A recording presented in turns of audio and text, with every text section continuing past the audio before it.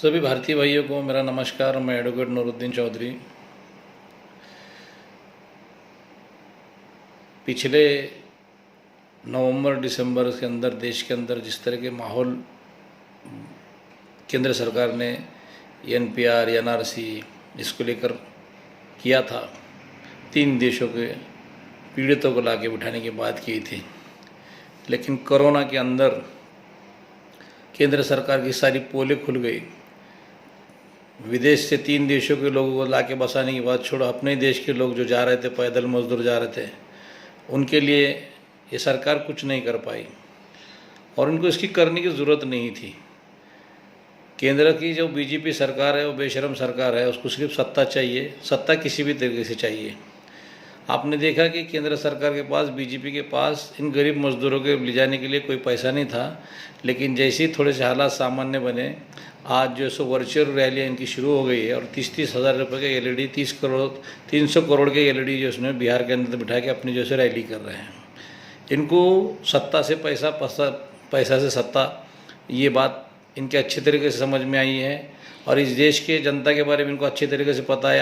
आज का जो मजदूर है, आज का जो प्रताड़ित इंसान है, वो कल हिंदू मुसलमान के नाम पे इन हिंदुओं के नेताओं के चक्कर में आ जाएगा, फिर से हिंदू बन के इनको वोट देगा, इनको ऐसी अपेक्षा है।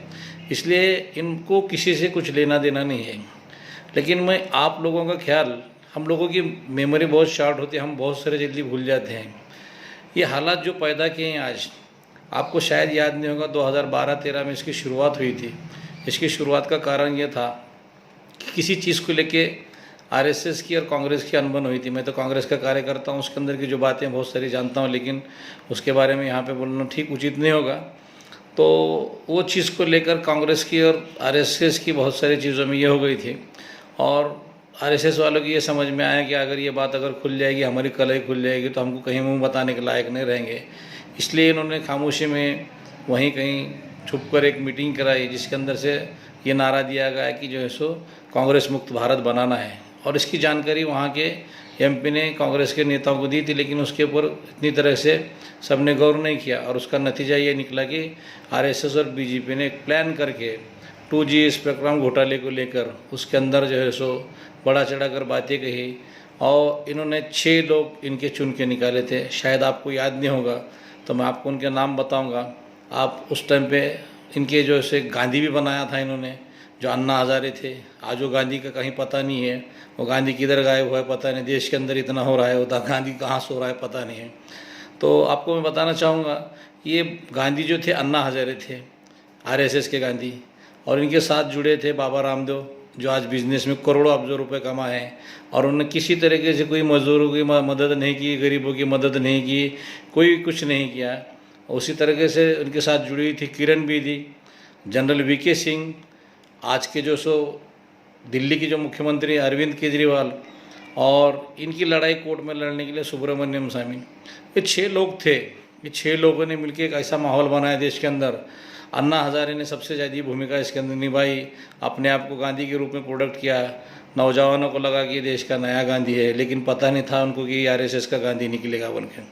तो अन्ना हजारे ने अपने नेतृत्व के अंदर वहाँ पे जो आंदोलन किया था, उसके अंदर उनकी प्रमुख मांगनी थी कि देश के अंदर लोकपाल बिल होना चाहिए और प्रधानमंत्री का जो कार्यालय है उस लोकपाल बिल के अंदर आना चाहिए। एक मांग को लेकर आंदोलन चलाया था। उससे पहले बाबा रामदेव ने भी आंदोलन चलाया था। इस तरह से ये 6 लोगों ने देश के अंदर कांग्रेस के खिलाफ में माहौल पैदा किया था और उसका सबसे ज़्यादा फ़ायदा बीजेपी को हुआ और बीजेपी के अंदर फ़ायदा लेने के लिए नरेंद्र मोदी ने 6 लोगों को साथ में लिया और इनको अपने अपने तरीके से, जब बीजेपी केंद्र में आई तो सबको अपना अपना हिस्सा भी मिला। किरण बेदी आज राज्यपाल हैं, अरविंद केजरीवाल आज आरएसएस के बी टीम के दिल्ली के मुख्यमंत्री बने हैं। उसकी सबसे बड़ी वजह ये थी, आरएसएस जानती थी कि दिल्ली में अगर राज करना है तो वहाँ पे मुस्लिम वोटों को लेना पड़ेगा और मुस्लिम वोटों को लेना पड़ेगा तो एक अपना बी टीम का जो है पैदा रखना पड़ेगा। और अरविंद केजरीवाल ने ये बता दिया है कि वो आरएसएस के बी टीम के कप्तान हैं।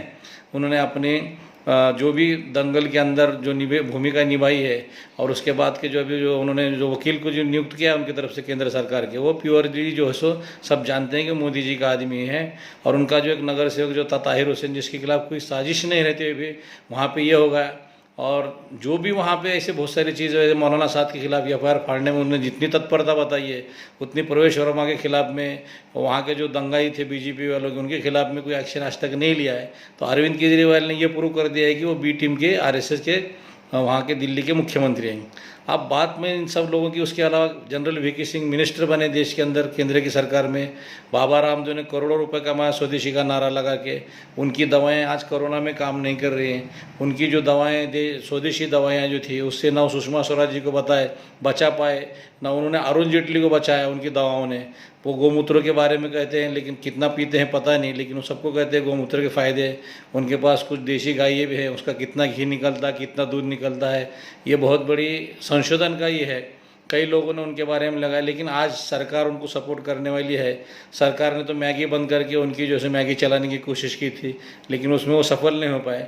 बहरहाल इस सब चीज़ों के अंदर सबने पैसा कमाया, सबने जो है शोहरत कमाई, बहुत सारे लोगों ने पद कमाया। सुब्रमण्यम स्वामी कभी किसी ज़माने में बीजेपी के विरोधक थे और कभी सेक्युलरिज्म के एक बहुत बड़े ये थे वो, लेकिन वो आज हिंदुत्व के बहुत बड़े नेता बन चुके हैं। और उनके बारे में आपको बताऊं कि उनकी बीवी यहूदी है, उनका दामाद मुस्लिम है और उनकी बहू जो है पारसी है, और ये नेता हिंदुओं का नेता बना। अभी देश के हिंदुओं ने तय करना चाहिए कि इतने देश के अंदर जितने भी हिंदू, इनके दामाद मुसलमान के हैं और वो हिंदुत्व की बात करते हैं।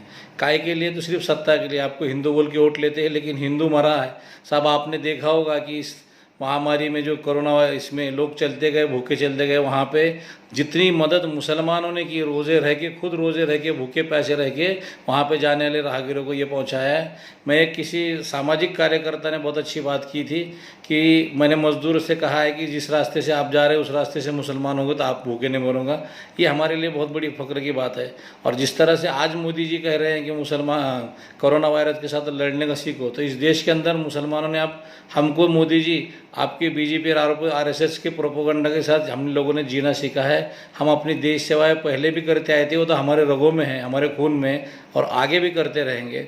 अब रही बात, मैं ख़ास बात आप सब लोगों को कर रहा हूँ कि जो अन्ना हज़ारे थे, जो आरएसएस के गांधी थे, आज 6 सालों के अंदर ये गांधी को केंद्र के अंदर जो बीजेपी की सरकार है उसके अंदर कोई बुराई नज़र नहीं आ रही है। आपको बताता हूँ मैं, नीरव मोदी पैसे लेके चला गया, अन्ना हज़ारे खामोश। मेहुल चौकसी पैसा लेकर चला गया, अन्ना हज़ारे खामोश। विजय माल्या पैसा लेकर चला गया, अन्ना हज़ारे खामोश। राफेल का घोटाला हुआ, अन्ना हज़ारे खामोश। लोया जज कांड हुआ, अन्ना हज़ारे खामोश। पुलवामा हमला हुआ, अन्ना हज़ारे जी आप तो अपने आप को कहते हैं कि मैं देश का फौजी था। अरे कैसे फौजी हो? आपके 40 फौजी मरे हैं, उसकी शादी इंक्वायरी की बात आप नहीं कर सकते?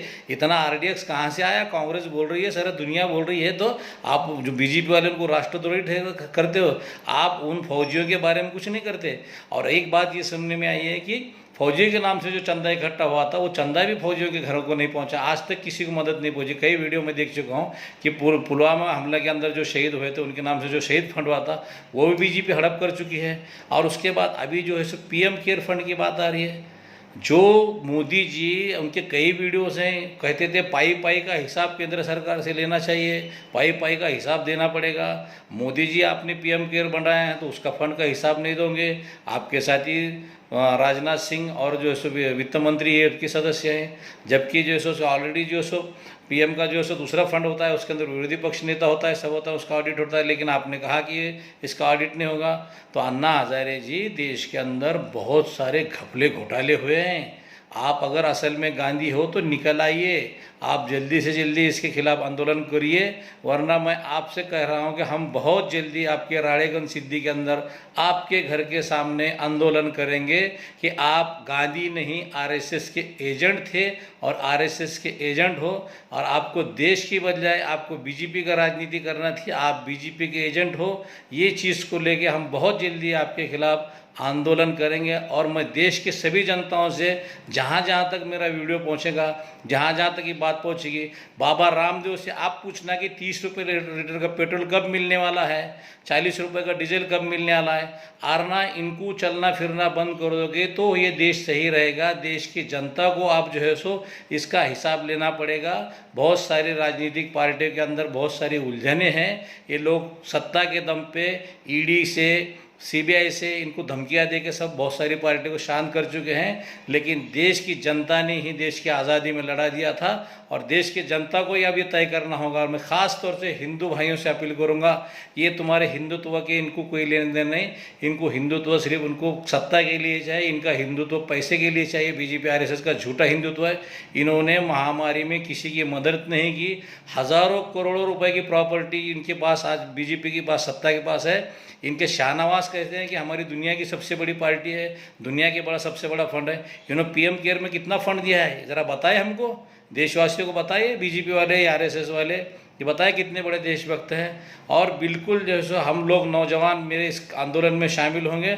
हम जल्दी से जल्दी अन्ना हज़ारे के राड़ेगंज सिद्धि के अंदर जब भी लॉकडाउन खुलेगा उसके बाद हम ऐलान करेंगे और हम सब मिलके जो है सो अन्ना हज़ारे के राड़ेगंज सिद्धि में आंदोलन करेंगे और उनको अन्ना को कहेंगे, अन्ना बहुत सारे घोटाले हुए हैं, आप देश बचाने के लिए आंदोलन को चलिए। सोए हुए अन्ना को अपने को जगाने जाने के लिए ये हम आंदोलन करेंगे। आप हैशटैग चलाइए, सोए हुए अन्ना जी उठो, देश के अंदर बहुत घोटाले हुए हैं, जागो गांधी जी जागो, ऐसे हैशटैग सब चलाइए। जितने भी लोग ट्विटर पे हैं, फेसबुक पर हैं, जितने को भी ये मेरा वीडियो मिलेगा, आप सब लोग कृपया इस वीडियो को ज़्यादा से ज़्यादा शेयर करें और इसको ये करें। इतना कहता हूँ, जय हिंद, जय महाराष्ट्र।